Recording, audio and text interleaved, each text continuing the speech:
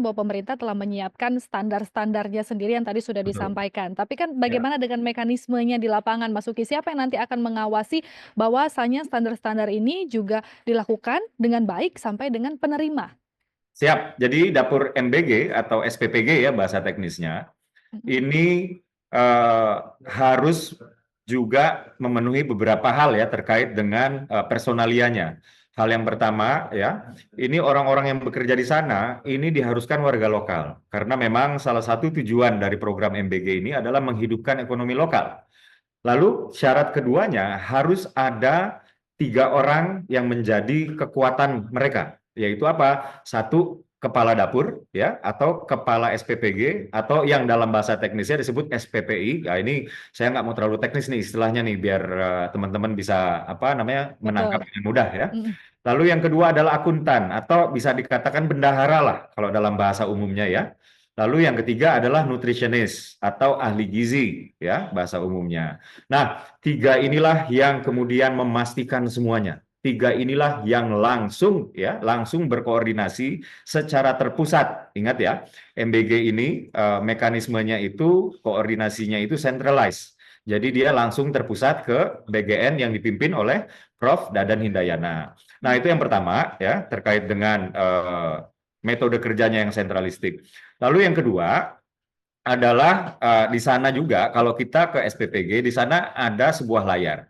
Layar tersebut itu memuat beberapa informasi yang juga itu langsung bisa nyambung ke sistem IT di BGN pusat. Yaitu apa saja yang diinformasikan di sana?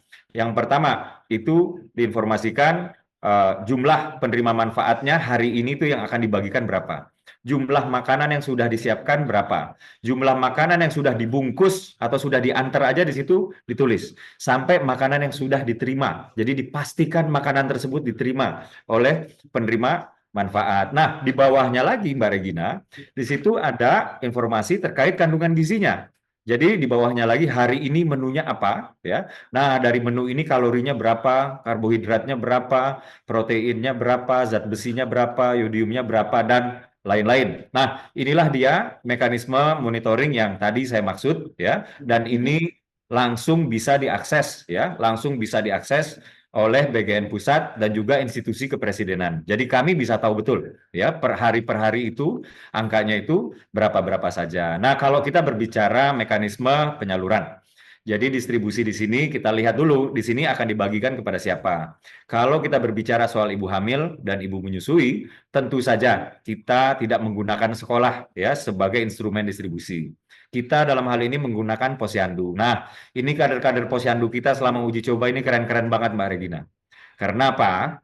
Karena kan makanannya ini seminggu itu 2 kali tadi saya mendengar ya. Seminggu itu 2 kali itu ibu-ibu menyusui, ibu-ibu hamil itu berkumpul di sana gitu untuk mengambil makanannya. Lalu juga ada yang diantarkan gitu. Nah, kemudian saya nanya, kalau yang diantarin ini gimana nih stainless steel-nya kan harus dikembalikan. Ternyata oleh kader-kader posyandu kita juga dijemput lagi tuh makanan-makanannya, tray-tray stainless steel-nya, mohon maaf ya. Termasuk juga sisa-sisa kalau memang ada. Nah, inilah yang dilakukan untuk mendistribusikan kepada ibu hamil, ibu menyusui, dan juga anak-anak balita. Kurang lebih seperti itu. Nah, terkait dengan anak-anak sekolah, kalau kita Mhm. berbicara SD, ya, Madrasah Sanawiyah, sampai dengan tingkat SMA, nah ini distribusinya akan melibatkan sekolah dan pesantren. Jadi dalam hal ini adalah kerja multisektor. Memang BGN Badan Gizi Nasional di sini adalah leading sector yang bertanggung Mhm. jawab atas program secara keseluruhan, tapi ini yang kerja banyak sekali, banyak sekali. Kementerian Agama dalam hal ini bekerja untuk memastikan bahwa distribusi di pesantren-pesantren itu bisa terjadi dengan baik, bisa terlaksana dengan baik. Kementerian Pendidikan dan Dikdasmen ya, Pendidikan Dasar dan Menengah ini untuk sekolah-sekolah. Belum lagi kita berbicara penyuplai bahan baku di sini juga ada andil Kementerian Pertanian, Kementerian Perikanan dan lain-lain. Jadi begitu dia ya dari hulunya sampai hilirnya ini melibatkan banyak sekali stakeholder. Demikian Mbak Regina.